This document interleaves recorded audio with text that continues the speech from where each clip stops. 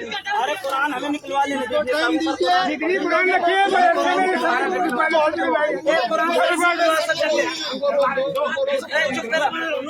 कुरान शरीफ निकलवा, कुरान शरीफ निकलवा। ये कहाँ से निकली है? ये यहीं पड़ी थी, दबी थी।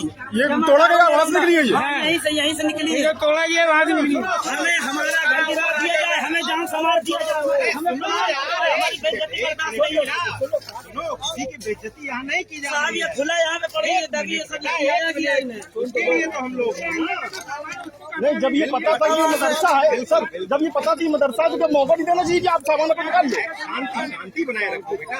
नहीं, शांति तो बनाए जब से। यहाँ से देखो और वो किताबें कितने बच्चों को हटाओ, पहले बच्चों को हटाओ। मुन्ना चप्पल उतार के निकालो, वो देखो नीचे पारे पड़े हुए हैं, वो देखो।